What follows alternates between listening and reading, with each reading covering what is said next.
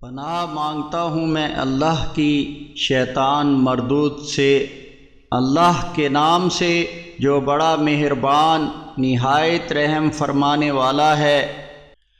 اور اس سے بڑا ظالم کون ہوگا جو اللہ پر بہتان باندھے یا اس کی آیات کو جھٹلائے؟ یقیناً ظالم لوگ فلاح یاب نہیں ہوتے۔ اور جس دن ہم ان سب لوگوں کو جمع کریں گے، پھر شرک کرنے والوں سے کہیں گے کہ کہاں ہیں آج تمہارے وہ شرکاء جن کا تم دعویٰ کرتے تھے؟ پھر ان کے پاس اس کے سوا کوئی بہانہ نہ ہوگا کہ وہ کہیں گے کہ اللہ کی قسم جو ہمارا رب ہے، ہم تو مشرک نہ تھے۔ دیکھو انہوں نے اپنے اوپر کیسا جھوٹ گڑھا، اور دنیا میں جو جھوٹی باتیں وہ بنایا کرتے تھے سب ان سے گم ہو گئیں۔ اور ان میں کچھ لوگ تو ایسے ہیں جو تمہاری طرف کان لگاتے ہیں، اور ہم نے ان کے دلوں پر پردے ڈال دیے ہیں کہ وہ اس کو نہ سمجھیں، اور ان کے کانوں میں بہرا پن پیدا کر دیا ہے، اور اگر وہ تمام نشانیاں بھی دیکھ لیں تو بھی ان پر ایمان نہ لائیں گے، یہاں تک کہ جب وہ تمہارے پاس آتے ہیں تو تم سے جھگڑتے ہیں۔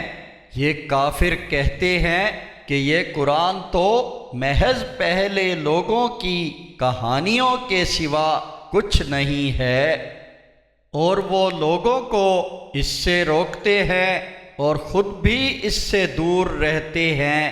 وہ اس طرح اپنے آپ کو ہی ہلاک کر رہے ہیں مگر انہیں شعور نہیں۔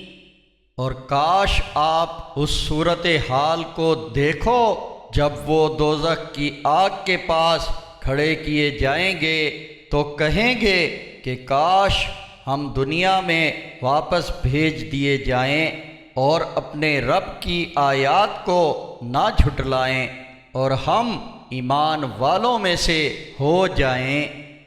اب البتہ وہ چیز ان لوگوں پر کھل گئی جس کو وہ پہلے چھپایا کرتے تھے، اور اگر انہیں واپس بھیج دیا جائے تو پھر وہی کریں گے جس سے ان کو منع کیا گیا تھا، اور وہ یقیناً بالکل جھوٹے ہیں۔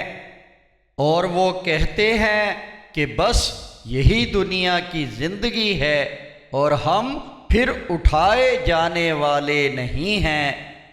اور کاش آپ اس منظر کو دیکھتے کہ جب وہ اپنے رب کے سامنے کھڑے کیے جائیں گے، اللہ ان سے کہے گا کیا یہ دوسری زندگی حق نہیں؟ وہ جواب دیں گے کیوں نہیں، ہمارے رب کی قسم بالکل حق ہے۔ اللہ کہے گا کہ پھر چکھو عذاب کا مزہ اس انکار حق کے بدلے جو تم کرتے تھے۔